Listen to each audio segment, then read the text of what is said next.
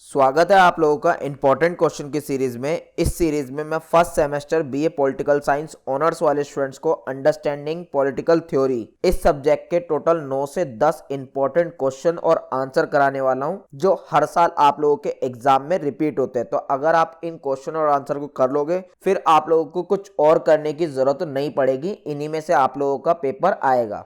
Syllabus में भाई आप लोगों की टोटल 5 यूनिट दे रखी हैं और इन पांचों यूनिट से भी जो जो इंपॉर्टेंट क्वेश्चन बनते हैं वो सारे भी मैंने इन्हीं 9 से 10 इंपॉर्टेंट क्वेश्चन में कवर अप कर दिए हैं। तो ओवरऑल आप लोगों को सिर्फ और सिर्फ ये 9 से 10 इंपॉर्टेंट क्वेश्चन ही करने हैं और कुछ नहीं करना। ये जो स्क्रीन पे आप इंपॉर्टेंट क्वेश्चन देख रहे हो, ये वही 9 से 10 इंपॉर्टेंट क्वेश्चन है जो इस सीरीज में हम आप लोगों को करवाने वाले हैं, जिनमें से भाई आप लोगों का फर्स्ट, सेकेंड, थर्ड, फोर्थ ये सारे क्वेश्चन जो है 4 क्वेश्चन मैं ऑलरेडी करा चुका हूं। लिंक नीचे डिस्क्रिप्शन में मिल जाएगा।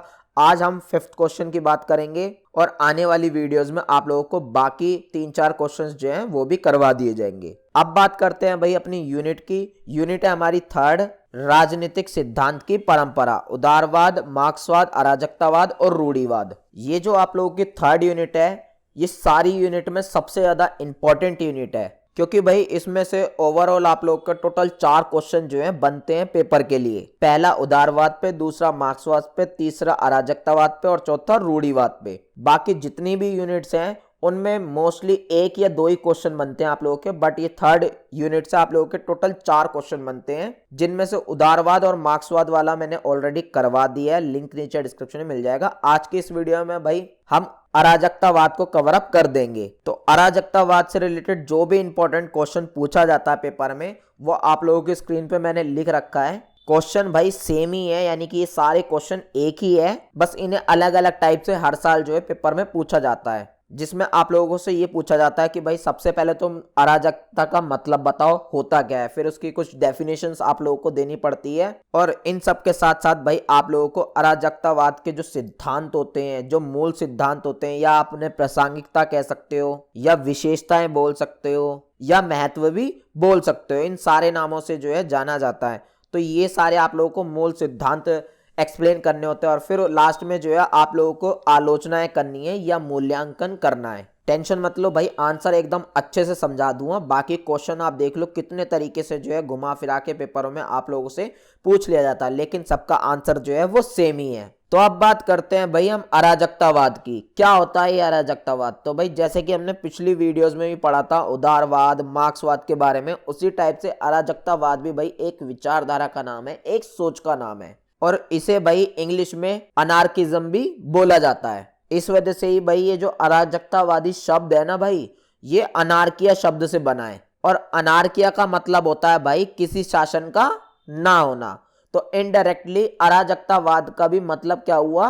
किसी शासन का ना होना। तो मेनली भाई जो भी लोग अराजकतावादी विचारधारा को रखते हैं, अराजकतावादी विचारधारा को सपोर्ट करते हैं या मानते हैं, उनका मानना भाई यही है कि समाज में कोई भी सरकार वगैरह जो है नहीं होनी चाहिए, हमें खत्म कर देना चाहिए सरकार वाला सिस्टम। क्योंकि समाज में भाई जितनी भी दिक्कतें आ रही हैं, ये सब कहीं ना कहीं सरकार की वजह से ही आ रही है, राज्य की वजह से ही आ रही है। आगे भाई ये लोग ये कहते हैं कि जो मानव होता है, मनुष्य जो होता है भाई, वो नैतिक होता है। इसलिए भाई मनुष्य जो है आपस में तालमेल करके एक ऐसे समाज का निर्माण कर सकते हैं जहां पे भाई किसी के साथ कोई भी बुरा नहीं होगा और वहां पे सरकार की कोई भी जरूरत नहीं पड़ेगी। लोग आपस में ही भाई तालमेल करके, सहयोग करके, एक दूसरे की हेल्प करके शासन पूरा चला लेंगे, कंट्रोल कर लेंगे पूरे समाज को ही। तो आई होप आप लोगों को शॉर्ट में अराजकतावाद का मतलब समझ में आया होगा। मेनली भाई इनकी विचारधारा यही कहती है कि समाज में भाई सरकार नहीं होनी चाहिए, ये पूरे इस चीज के अगेंस्ट है। बाकी और भी भाई इनकी विशेषताएं हैं और भी मूल सिद्धांत है, वो सब स्टेप बाय स्टेप आगे पढ़ेंगे। फिलहाल छोटा सा अर्थ समझ लो इंट्रोडक्शन के रूप में। आगे भाई अराजकतावादी लोग ये कहते हैं कि जो राज्य है ना भाई, यानी कि सरकार जो है, ये एक कृत्रिम संस्था है, यानी कि आर्टिफिशियल है। ये राज्य जो है, सरकार जो है, एक आर्टिफिशियल चीज है जिसे मनुष्य ने बनाया है, और कुछ ही मनुष्य जो है इस सरकार को, इस राज्य को कंट्रोल करते हैं, ताकि वो दूसरे लोगों का दमन कर सके, उन्हें दबा सके। तो इसलिए अराजकतावादी बोलते हैं कि भाई ये सरकार वाला सिस्टम ही खत्म कर दो, फिर किसी के पास भी पावर नहीं रहेगी, कोई भी इंसान एक दूसरे को नहीं दबा पाएगा, सब इंसान आपस में जो है सहयोग करके रहेंगे, तालमेल बना के जो है रहने लगेंगे, और उस समाज में भाई फिर किसी के साथ भी कुछ भी बुरा नहीं होगा, सबके साथ न्याय होगा, अन्याय जैसी कुछ भी चीज नहीं होगी वहां पे। तो बस भाई मेनली यही बातें कहती है अराजकतावादी विचारधारा। अब कुछ अराजकतावादी भाई विचारक हैं, तो इनके बारे में भी पढ़ लेते हैं भाई। आप लोगों को पेपर में जरूर लिखना है इन विचारकों के बारे में, कम से कम भाई 3 विचारकों के विचार के बारे में जरूर लिखना, ताकि आप लोगों को पेपर में अच्छे मार्क्स मिले। तो पहले हैं भाई हमारे एपिकुरेस और स्नेक्स। ये दोनों नाम भाई पढ़े लिखे इंसानों के नाम हैं जो अराजकतावादी विचारधारा को मानते हैं, इसको सपोर्ट करते हैं। तो भाई इनका क्या कहना है कि अगर भाई तुम विश्व में शांति स्थापित करना चाहते हो, यानी कि समाज में या पूरे विश्व में शांति लाना चाहते हो, तो राजनीति को छोड़ दो, राजनीति को हटा दो, बिल्कुल ही सरकार को हटा दो, खत्म कर दो, और मनुष्य को स्वयं नियंत्रण जो है करने दो, यानी कि मनुष्य को जो है खुद शासन चलाने दो, सारे मनुष्य आपस में खुद मिलके जो है शासन कर लेंगे, और इस चीज से पूरे विश्व में पूरे समाज में शांति आ जाएगी। ऐसा कहना है भाई इन दोनों विचारकों का। और ये जो दोनों विचारक है ना भाई, ये पुराने अराजकतावादी विचारक है। पुराने मतलब पुराने टाइम के हैं भाई, मॉडर्न टाइम के नहीं है ये।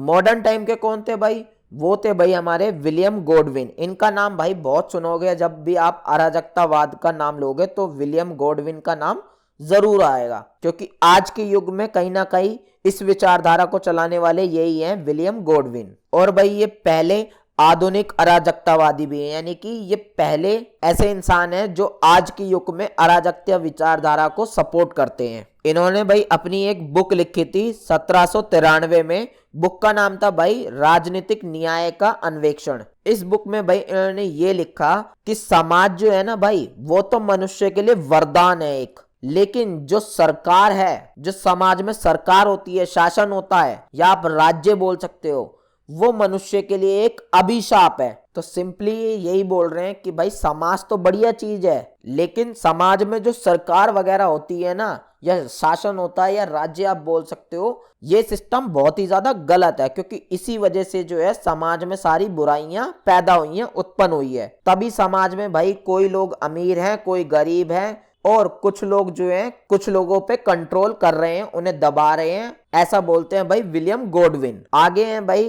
पीजे प्रूदो। ये भाई पहले ऐसे विचारक है जिन्होंने अपने आप को अराजकतावादी बोल दिया। जो ऊपर अभी तक भाई हमने विचारकों के नाम पढ़े हैं, इन्होंने भाई अपने आप से नहीं बोला कि मैं अराजकतावादी हूं, नहीं भाई, इन्होंने तो बस अपनी बुक्स वगैरह लिखी, अपने विचार वगैरह दिए, और इनके विचारों में ही देख के ये समझ में आता है कि ये अराजकतावादी हैं, ये अराजकतावादी विचारधारा को सपोर्ट करते हैं। लेकिन भाई ये जो पीजे प्रूदो थे, इन्होंने तो घोषित ही ये कर दिया, सबको यही बता दिया, अपनी बुक्स वगैरह में भी लिख दिया कि मैं अराजकतावादी हूं। अब इनकी जो बुक थी भाई, वो थी भाई व्हाट इज प्रॉपर्टी, इनकी बुक का नाम था, और ये इन्होंने लिखी थी भाई 1840 में। और इस बुक में भाई इन्होंने ये लिखा कि मनुष्य द्वारा मनुष्य के शोषण का अंत और सरकार का अंत एक ही बात है। सिंपली भाई ये कहना चाहते थे कि एक मनुष्य किसी दूसरे मनुष्य का शोषण कर रहा है तो गलत बात है भाई, इसलिए हमें इस चीज को खत्म करना चाहिए। और हर कोई समाज ऐसा चाहता भी है कि भाई कोई भी मनुष्य एक दूसरे का शोषण ना करे। तो ये कहते हैं भाई पीजे प्रूदो कि अगर आप भाई इस शोषण को खत्म करना चाहते हो तो आप सरकार को ही खत्म कर दो, क्योंकि दोनों एक ही बात है। क्योंकि कहीं ना कहीं भाई ये अराजकतावादी विचारक ये मानते हैं कि सरकार की वजह से ही एक मनुष्य दूसरे मनुष्य के ऊपर भाई कंट्रोल कर पाता है, उसका शोषण कर पाता है। आगे है भाई मिखाइल बुकानिन। ये भी भाई अराजकतावादी विचारक हैं। इन्होंने भी भाई इन्हीं सारी बातों को कहीं ना कहीं सपोर्ट करा, लेकिन अलग टाइप से। ये तो कहते हैं कि भाई सरकार को खत्म कर दो, सरकार गंदा सिस्टम है, लेकिन भाई ये कहते हैं सरकार को हिंसात्मक गतिविधियों से खत्म करो, आतंकी कार्यक्रमों से खत्म करो। यानी कि सिंपल इनका कहने का मतलब ये है कि भाई जनता जो है, जनता को विरोध कर देना चाहिए, सरकार को खत्म कर देना चाहिए, सरकार को तबाही मचा देनी चाहिए, पूरी हिंसा कर देनी चाहिए। ये शांति का नाम ही नहीं लेते, ये कहते हैं खत्म कर दो सब कुछ, सरकार जो है मार दो, सरकार के जो लोग हैं उन सबको मार दो, सबको खत्म कर दो। तो ये सीधा सीधा भाई हिंसा का नाम लेते हैं। ये कहते हैं राजनीतिक जितनी भी संस्थाएं हैं, आर्थिक संस्थाएं हैं और धार्मिक संस्थाएं, सबको जो है खत्म कर दो एकदम से, सबके खिलाफ विरोध कर दो, हिंसा कर दो सबके खिलाफ, और इन सब चीजों को खत्म करके स्वतंत्र संघ बना दो, यानी कि सभी लोगों को स्वतंत्र छोड़ दो, तभी जाके जो है समाज में समानता आ पाएगी। तो आई होप आप लोगों को इन अराजकतावादी विचारकों के विचार भी समझ में आ गए होंगे। भाई कम से कम 3 याद रखना, क्योंकि पेपर में अगर आप लिखते हो तो आपके आंसर जो है थोड़ा अच्छा बन जाएगा इस चीज से। अब बढ़ते हैं भाई अपने मेन टॉपिक की ओर, जो है भाई अराजकतावाद की मान्यताएं या मूल सिद्धांत बोल सकते हो, प्रासंगिकता बोल सकते हो, महत्व बोल सकते हो या विशेषताएं बोल सकते हो। पेपर में भाई अलग अलग टाइप से आप लोगों से क्वेश्चन घुमा के पूछा जाता है कि अराजकतावाद का सिद्धांत क्या है, अराजकतावाद के मूल सिद्धांत क्या है, अराजकतावाद की मान्यता क्या है, प्रासंगिकता क्या है, महत्व क्या है, विशेषता क्या है। तो कुछ ही पूछ ले, आपको लिखना यही है। तो पहला मूल सिद्धांत क्या है भाई इनका अराजकतावाद का, वो है भाई राज्य विरोधी, यानी कि मैंने आप लोगों को ऊपर से पढ़ाता आ रहा हूं, ये पूरी विचारधारा ही राज्य के अगेंस्ट है। ये कहती है भाई राज्य को खत्म कर दो, राज्य की वजह से ही समाज में जो है बुराइयां आई हैं। तो अगर भाई समाज की हमें सारी समस्याओं को दूर करना है, समाज की जो सारी बुराइयां उसे खत्म करना है, तो हमें राज्य को खत्म करना पड़ेगा। इसके साथ साथ भाई अराजकतावादी लोग लोकतंत्र को भी अच्छा नहीं बताते। आपने सुना होगा भाई लोकतंत्र जो शासन होता है, ये लोकतंत्र जो सरकार होती है वो बहुत से देशों में अच्छी मानी जाती है, लेकिन जो अराजकतावादी लोग हैं ये लोकतंत्र को भी अच्छा नहीं बताते। ये कहते हैं कि भाई लोकतंत्र तो एक जरिया है अभिजात वर्ग के अस्तित्व के लिए, यानी कि अमीर लोगों के लिए एक जरिया है ताकि वो अपनी जिंदगी जो है अच्छे से जी सके, अपना अस्तित्व बनाए रखे, समाज में अपना प्रभुत्व बनाए रखे। तो इस वजह से ये चुनाव वाले सिस्टम को या लोकतंत्र को, इस सब को भी गलत बताते हैं। कहते हैं भाई सरकार होनी ही नहीं चाहिए, चाहे किसी भी टाइप की सरकार हो वो नहीं होनी चाहिए, राज्य होना ही नहीं चाहिए। पूरी तरीके से भाई राज्य का विरोध करते हैं ये लोग। दूसरा मूल सिद्धांत देखते हैं भाई, जो है भाई पद सोपनीयता का विरोध। जो अराजकतावादी विचारक हैं या अराजकतावादी विचार को मानने वाले लोग हैं भाई, उनका ये कहना है कि ये जो किसी समाज में कोई नेता का पद होता है या किसी राजा का पद होता है या प्रधानमंत्री का पद होता है या मंत्री का पद होता है या और भी बहुत सारे पद होते हैं, ये सारी पद वाले सिस्टम जो है खत्म कर देना चाहिए, किसको कोई पद नहीं देना चाहिए। क्योंकि इस पद की वजह से ही भाई क्या होता है, वो व्यक्ति उसके पास पावर आ जाती है, और जब उसके पास पावर आ जाती है तो वो दूसरों व्यक्तियों पे क्या करता है, अपनी थोप जमाने की कोशिश करता है, शासन करने की उस पर कोशिश करता है। जिससे क्या होता है भाई, कुछ ही लोगों के हाथों में जो है वो पावर सिमट के रह जाती है, और इसी पावर की वजह से जो है वो व्यक्ति दूसरों व्यक्तियों का शोषण करता है। इसलिए हमें भाई राज्य वाला सिस्टम खत्म कर देना चाहिए, पद सौंपनीय वाली व्यवस्था जो है खत्म कर देनी चाहिए पूरी तरीके से। कोई भी शासक नहीं होना चाहिए, कोई भी नेता वगैरह नहीं होना चाहिए। और जो समाज है, समाज के जितने भी लोग हैं वो आपस में सहयोग करके शांतिपूर्ण जीवन जो है अपना जी लेंगे, क्योंकि मानव जो है वो स्वभाव से नैतिक होते हैं भाई, ऐसा बोलते हैं अराजकतावादी लोग। आगे भाई ये राज्य की और बुराई करते हैं। ये कहते हैं कि राज्य जो है भाई वो टैक्स लगाकर लोगों के जो पैसे होते हैं, जो पूंजी होती है, उनमें अपनी हिस्सेदारी पेश करता है, यानी कि उनसे हिस्सा लेता है राज्य, जो एक गलत चीज है। अब तीसरा मूल सिद्धांत देखते हैं, जो है भाई हमारा केंद्रीकरण का विरोध। केंद्रीकरण का इनका मतलब ये है कि जो भाई समाज होता है, जिस समाज में सरकार होती है, तो सरकार के पास ही सारी पावर आ जाती है ना, यानी कि केंद्र के पास ही पूरी पावर आ जाती है, कुछ पर्टिकुलर इंसानों के पास ही पावर आ जाती है पूरी। तो ये कहते हैं ये चीज नहीं होनी चाहिए भाई, केंद्रीकरण बिल्कुल भी नहीं होना चाहिए, विकेंद्रीकरण होना चाहिए। विकेंद्रीकरण मतलब सबके पास पावर होनी चाहिए, इक्वली होनी चाहिए, पूरे समाज में सभी लोगों के पास पावर होनी चाहिए। इस वजह से ये सरकार वाला सिस्टम जो है खत्म करने की बात करते हैं, क्योंकि सरकार में क्या होता है कि भाई एक सेंटर में जो है पावर आ जाती है, कुछ पर्टिकुलर लोगों के पास पावर आ जाती है, और फिर वो जो है इस्तेमाल करते हैं उन पावरों का दूसरों पे अत्याचार करने के लिए। ऐसा मानना है भाई अराजकतावादियों का। इस वजह से ये सरकार वाला सिस्टम खत्म करने की बात करते हैं। इसके साथ साथ ये कहते हैं अगर समाज में भाई विकेंद्रीकरण वाली व्यवस्था आ जाएगी, यानी कि समाज में सब लोग समान हो जाएंगे, सबके पास इक्वल पावर होगी, सबके हाथों में पावर होगी, तो भाई सत्ता का बाजारीकरण भी खत्म हो जाएगा। यानी कि जो आज के टाइम पे सरकार बिक जाती है, आपने सुना होगा कि इसके अकॉर्डिंग चल रही है, अमीर लोगों के अकॉर्डिंग चल रही है सरकार, अमीर लोगों का ज्यादा पक्ष ले रही है, तो ये सारे सिस्टम भी खत्म हो जाएंगे। अगला मूल सिद्धांत है या अगला महत्व या विशेषता बोल सकते हो आप लोग, धर्म का विरोध। भाई अभी तक हमने ये पढ़ा था कि अराजकतावादी लोग राज्य का तो विरोध करते करते हैं, साथ साथ भाई ये किसी प्रकार की संपत्ति और जो धर्म होता है उसका भी बहुत तरीके से विरोध करते हैं, क्योंकि भाई इनका यही मानना है, फिर चाहे राज्य हो या संपत्ति वाले लोग हो या धार्मिक लोग हो, इन सब का मकसद एक ही होता है कि अपने फायदे का काम करना। और अपने फायदे के लिए भाई ये सारे लोग जो हैं वो तानाशाह को भी अपना लेते हैं, यानी कि जो मन में आता है वो करते हैं और दूसरे लोगों का, सामान्य जो जनता होती है उनका शोषण करते हैं, उनके साथ बहुत ज्यादा बुरा करते हैं। अब वो कैसे भाई, यहाँ पे एक एग्जाम्पल भी दिया है इन लोगों ने, अराजकतावादियों ने, धर्म से रिलेटेड। ये कहते हैं भाई धर्म तो वैसे भी अंधविश्वास और ईश्वरीय कल्पनाओं पर आधारित होता है। ये कहते हैं कि जो धर्म होता है ना भाई, सब लोग धर्म मानते हैं, ये तो अंधविश्वास पर आधारित है, अंधविश्वास भरा होता है धर्म में, और सिर्फ ईश्वर की कल्पनाएं होती है कि भाई एक ईश्वर है, कल्पना की जाती है, उसके इमेजिन किया जाता है, जबकि ईश्वर जैसी चीज किसी ने कोई देखी तक नहीं है आज तक, सिर्फ कल्पना पर आधारित है। आगे भाई और बोलते हैं ये कहते हैं जो धर्म होता है ये भाई किसी भी तार्किक धारणा पर आधारित नहीं होता, यानी कि ये कहते हैं लॉजिक नहीं होता इसमें, कोई भी तार्किक नहीं होता कुछ भी। अब जब लॉजिक नहीं होगा भाई धर्म में, तो धर्म में वही लोग आस्था रखते हैं, वही लोग विश्वास रखते हैं जो मूर्ख होते हैं, जो कायर होते हैं, जो आडंबर होते हैं, वही लोग धर्म में विश्वास रखते हैं, क्योंकि धर्म में कोई भी लॉजिक वगैरह नहीं होता। भाई ये सारी बातें मैं नहीं बोल रहा, ये सब अराजकतावादी विचारकों का मानना है। आगे भाई ये और बोलते हैं कि ईश्वर में विश्वास करना भाई पाखंड को बढ़ावा देना है। ये कहते हैं जो लोग ईश्वर में विश्वास करते हैं वो पाखंड को बढ़ावा दे रहे हैं, ईश्वर जैसी कुछ भी चीज नहीं होती, सिर्फ इमेजिनेशन होती है, सिर्फ कल्पनाएं होती हैं। जो लोग आंख बंद करके ईश्वर में विश्वास करते हैं, लोगों की इन्हीं मासूमियत का फायदा उठा के कुछ लोग क्या करते हैं, ईश्वर का खुद को उत्तराधिकारी बताते हैं।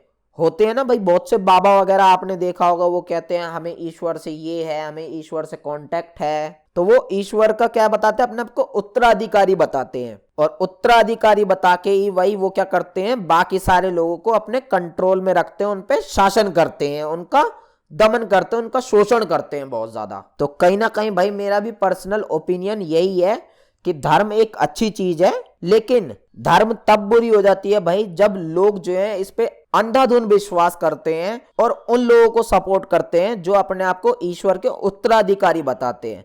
अदरवाइज धर्म में भाई बहुत सारी ऐसी बातें लिखी हैं जिन्हें आपने अपनी लाइफ में उतारोगे तो आप बहुत आगे जाओगे। बट कुछ लोग क्या करते हैं भाई, जो दूसरे लोग उन्हें धार्मिक बातें बताते हैं उन्हीं में विश्वास कर लेते हैं, जबकि वो खुद से अगर गीता, कुरान वगैरह ये सब धार्मिक पुस्तकें, धार्मिक ग्रंथें पढ़े तो उन्हें एक्चुअल में धर्म का मतलब जो है समझ में आएगा। तो आई होप आप लोगों को ये धार्मिक वाला पॉइंट भी समझ में आ गया होगा।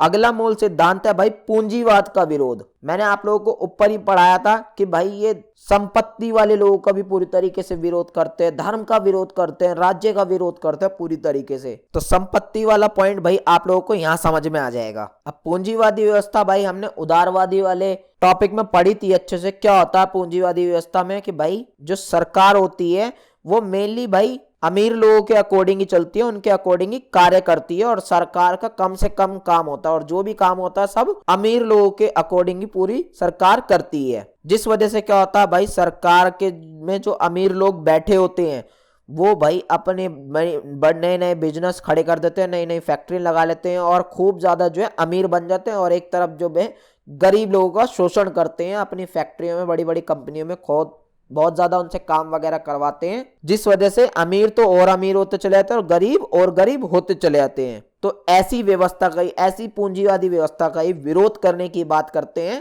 अराजकतावादी लोग। ये कहते हैं कि भाई ये सब चीजें ठीक नहीं है, हमें इस पूंजीवादी व्यवस्था को खत्म कर देना चाहिए पूरी तरीके से, तभी जाके भाई समाज में जो है सभी लोग समान हो पाएंगे। अदरवाइज जो भाई अमीर बन चुके हैं पहले से ही, वो क्या करेंगे, वो हमेशा से ही भाई अपनी फैक्ट्री, बड़ी बड़ी कंपनियों में पैसों का थोड़ा बहुत लालच देके कम पैसों में ज्यादा काम करवाएंगे गरीब लोगों से और खुद तो बढ़िया होते चले जाएंगे, अमीर होते चले जाएंगे और गरीब गरीब होते चले जाएंगे। जिससे क्या होगा, अमीर तो बहुत ज्यादा अमीर हो जाएगा और गरीब बहुत ज्यादा गरीब होता चला जाएगा और कुछ भी नहीं होगा। तो ऐसी व्यवस्था हमें खत्म कर देनी चाहिए, पूंजीवादी व्यवस्था खत्म कर देनी चाहिए। आगे है भाई, ये लोकतंत्र और प्रतिनिधि शासन प्रणाली का भी बहुत तरीके से विरोध करते हैं। ये चीज मैंने आप लोगों को ऊपर ही पढ़ा दी थी। ये कहते हैं कि भाई जो लोकतंत्र होता है या प्रतिनिधि शासन जहाँ पे भाई चुनाव वगैरह डलते हैं, वोट वगैरह होता है, मेनली लोकतंत्र में ही होता है ये सब चीजें। तो ये इस चीज का इसलिए विरोध करते हैं, इनका मानना ये है कि लोकतंत्र में भी सरकार जो है वो मेनली कुछ ही लोगों के कंट्रोल में होती है। जो अमीर लोग होते हैं उन्हीं के अकॉर्डिंग ही सरकार चलती है। इसमें जनता के शासन जैसी कुछ भी चीज नहीं होती है। आगे भाई और बुराई करते हैं, ये कहते हैं कि जो प्रतिनिधि शासन प्रणाली होती है, यानी कि चुनाव वगैरह जो होते हैं, ये सब लोकतंत्र में ही होता है या और भी शासन प्रणालियों में भी होता है। तो चुनाव वगैरह जो होता है ये भी सब ठीक नहीं है। चुनाव करके तुम एक शासन सरकार बना रहे हो तो ये भी सब बेकार है। वो क्यों? क्योंकि भाई चुनाव के समय जो है वो नेता वगैरह आते हैं और क्या करते हैं, जनता को दिलासा देते हैं, हम ऐसा कर देंगे, ऐसा कर देंगे, वैसा कर देंगे, और चुनाव खत्म हो जाने के बाद कोई किसी के लिए कुछ नहीं करता। तो ये कहते हैं जो चुनावी व्यवस्था प्रतिनिधि शासन प्रणाली है ये सिर्फ छल है, दिखावा है और कुछ नहीं है। ये सब भी बेकार है, इसे भी खत्म कर देना चाहिए। अगला है भाई हमारा मूल सिद्धांत, वो है व्यक्तिगत संपत्ति का विरोध। ये भाई प्राइवेट प्रॉपर्टी को भी खत्म करने की बात करते हैं। क्यों? मैंने आप लोगों को पूंजीवादी व्यवस्था में बताया था भाई, उसमें क्या होता है, मोस्टली चीजें प्राइवेट होती हैं। अब प्राइवेट होती हैं तो सरकार ज्यादा उसमें इंटरफेयर कर नहीं पाती, जिस वजह से क्या होता है भाई, जो प्राइवेट लोग होते हैं जिनके हाथ में ये प्रॉपर्टी वगैरह होती है वो भाई अमीर होते चले जाते हैं और गरीब होते चले जाते हैं। जिस वजह से भाई अमीर गरीब की सीमा जो है वो बढ़ती चली जाती है, दोनों का फासला बढ़ता चला जाता है और शोषण भी बढ़ता चला जाता है। अमीर लोग शोषण करते चले जाते हैं, गरीब पर शोषण और ज्यादा ये बढ़ता चला जाता है। तो इस वजह से ये प्राइवेट प्रॉपर्टी या प्राइवेट प्रॉपर्टी वाला सिस्टम भी खत्म करने की बात करते हैं। अगला सिद्धांत देखते हैं भाई। अगला सिद्धांत है इन लोगों का समाज में समानता। ये भाई ये कहते हैं कि समाज में जो है समानता होनी चाहिए, सभी लोग समान होने चाहिए, कोई भी अमीर गरीब नहीं होना चाहिए और किसी के साथ किसी भी टाइप का भेदभाव नहीं होना चाहिए। फिर चाहे भाई वो जाति के साथ भेदभाव हो, लिंग के साथ भेदभाव हो, धर्म के साथ भेदभाव हो, ऐसा कोई भेदभाव जो है समाज में नहीं होना चाहिए। और ये सब चीजें तभी खत्म हो पाएंगी जब भाई हम सत्ता को पूरी तरीके से खत्म कर देंगे, यानी कि सरकार वाला सिस्टम जो है ये पूरी तरीके से खत्म कर देंगे। तो आई होप आप लोगों को ये मूल सिद्धांत बहुत अच्छे से समझ में आए होंगे। याद रखना पेपर में, इन्हें थोड़ा थोड़ा एक्सटेंड करके आप खुद से ही लिख सकते हो अगर समझ चुके होगे तो, अदरवाइज इतना भी लिख दोगे तो भी आप लोगों का इनफ है जो चीज मैंने आप लोगों को पढ़ाई है।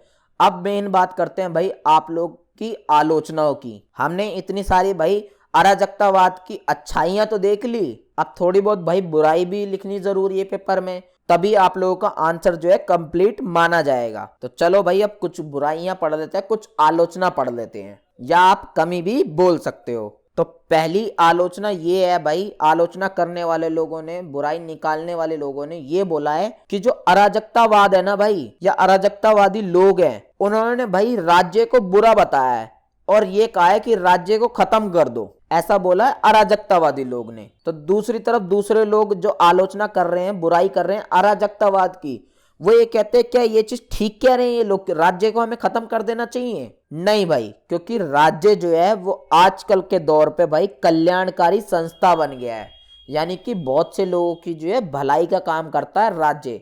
आप देखोगे बहुत से गरीब लोगों का, बहुत से भाई ऐसे संस्थाएं खोली हैं राज्य ने, ऐसे सरकारी बहुत सारी चीजें चलती हैं जिससे गरीब लोगों का क्या होता है, भला होता है, बहुत सारे लोगों का भला होता है। तो यानी कि कल्याणकारी एक संस्था बन गई है। तो इस चीज को आप कैसे खत्म कर सकते हो? उन लोगों का क्या होगा जो राज्य के भरोसे ही हैं, जो सरकारी हॉस्पिटलों में जाते हैं, सरकारी दफ्तरों में जाते हैं, ये सरकारी काम पे ही सब कुछ डिपेंड है, उन लोगों का सबका क्या होगा? दूसरी आलोचना ये है कि भाई अराजकतावादी जो है ना, उनका मानना तो ये था कि जो मानव है, मनुष्य है, वो नैतिक स्वभाव का होता है, उसका जो स्वभाव होता है, उसका जो व्यवहार होता है वो अच्छा होता है और वो सबके साथ अच्छा करने को देखता है। क्या एक्चुअल में ऐसा है? नहीं भाई, एक्चुअल में ऐसा नहीं है। यही कहते हैं आलोचक भी कि भाई अराजकतावादी लोग है ना, ये अंधा विश्वास करते हैं मानव के ऊपर, मानव स्वभाव के ऊपर, जबकि बिल्कुल इसका उल्टा है। क्योंकि अधिकांश लोग जो हैं वो स्वार्थी होते हैं, अपने मतलब को देखते हैं सबसे पहले,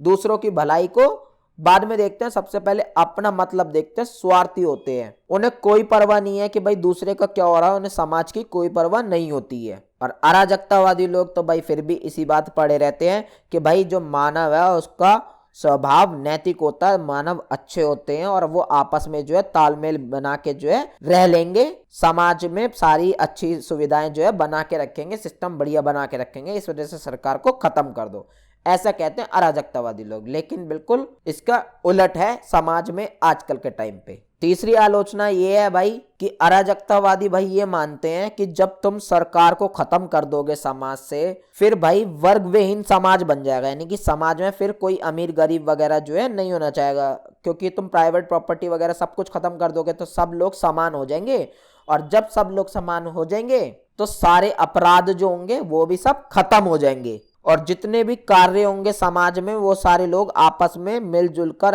एक दूसरे की हेल्प से करेंगे, सहयोग से करेंगे। अब आप अराजकतावादी लोगों की एक बार बातें सोचो, क्या एक्चुअल में ऐसा होगा? ये थोड़ी कल्पना नहीं कर रहे क्या? आज के टाइम पे एक दूसरे की कोई लोग ज्यादातर हेल्प करते हैं, कुछ लोग करते हैं, बट क्या सभी लोग ऐसे होते हैं? नहीं भाई, सबकी मानसिकता अलग होती है। तो यही कह रहे हैं कि ये चीज जो है व्यवहारिक नहीं है, यानी कि ये चीज रियल नहीं है। चौथी आलोचना देखते हैं भाई। चौथी आलोचना है वो ये है कि कुछ अराजकतावादी लोग हैं, जैसे कि भाई हमने जो ऊपर फोर्थ विचारक का नाम पढ़ा था मिखाइल बुकानिन का, वो क्या कहते थे कि भाई कि हमें राज्य को जो है संघर्ष कर देने चाहिए, राज्य के खिलाफ हिंसा कर देनी चाहिए, सारी राजनीतिक गतिविधियों को खत्म कर देना चाहिए हिंसा करके, वो हिंसा का सहारा लेते हैं।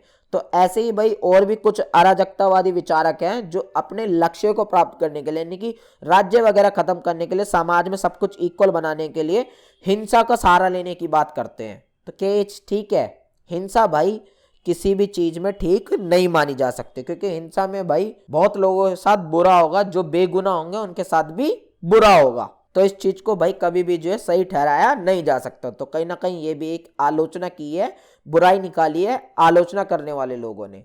अगली देखते हैं भाई फिफ्थ आलोचना, वो ये है कि भाई जो अराजकतावादी लोग हैं वो ये कहते हैं कि राज्य की सारी संस्थाएं खत्म कर देनी चाहिए, राजनीतिक संस्थाएं भी सारी खत्म कर देना चाहिए, राज्य को पूरी तरीके से खत्म कर देना चाहिए, और उसकी जगह पर भाई हमें ऐच्छिक संस्थाएं बनानी चाहिए, यानी कि कुछ ऐसी संस्थाएं बनानी चाहिए जो इच्छाओं वगैरह पे चलती हैं, लोगों के अकॉर्डिंग चलती हैं, लोगों की इच्छाओं वगैरह पे चल रही हैं। लेकिन भाई आलोचक ये कहते हैं अब सारी चीजें लोगों की इच्छा पे ही होंगी, लोगों की इच्छा के अकॉर्डिंग ही करेंगी संस्था, तो क्या वो अपना काम सही से कर पाएंगी? देखा जाए तो एक तरीके से सही भी बोल रहे हैं भाई, काम कैसे कर पाएंगी वो सही से, जब तक कोई कायदे कानून नियम वगैरह नहीं होगा, सबकी इच्छा होगी, और सबकी इच्छा भाई सबकी अलग अलग होगी, तो वो संस्थाएं क्या ही काम कर पाएंगी? वो सही से काम नहीं कर पाएंगी। अगली आलोचना यह है कि भाई कि अराजकतावादी जो लोग हैं वो भाई राज्य का उन्मूलन करने की बात करते हैं, यानी कि राज्य को कम करने की बात करते हैं, राज्य को खत्म करने की बात करते हैं, ताकि समाज में जितनी भी समस्या है उनका समाधान हो सके। क्या एक्चुअल में ऐसा होगा?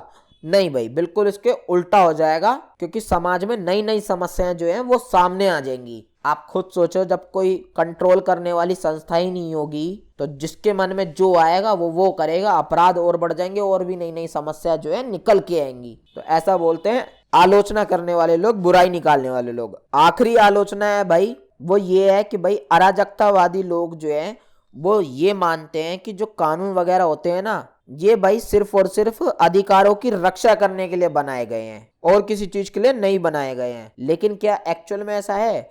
नहीं भाई, आधुनिक युग में देखोगे आज के टाइम पे तो बहुत से कानून ऐसे बनाए गए हैं जिससे भाई गरीब लोगों का, मजदूर लोगों का कल्याण हो सके। फॉर एग्जाम्पल भाई आप रिजर्वेशन वाला कानून ही देख लो, जिससे क्या हो रहा है, जो भाई नीचे कैटेगरी के लोग थे, या जो गरीब लोग थे, या जो पिछड़ गए थे लोग समाज से, उनको थोड़ा उभरने का मौका मिल पाया है। तो आई होप आप लोगों को ये सारी आलोचनाएं, ये पूरा अच्छे से टॉपिक समझ में आ गया होगा। अराजकतावाद का कैसे आंसर लिखना है ये भी समझ में आ गया होगा। सेम जैसे मैंने लिख रखा है एज इट इज आपको उतार देना है, कोई दिक्कत नहीं होगी। नोट्स जो है भाई लिंक नीचे डिस्क्रिप्शन में दे दिया, वहां से आप एक्सेस कर सकते हैं नोट्स को। बदले में भाई सिर्फ और सिर्फ आपका प्यार चाहिए।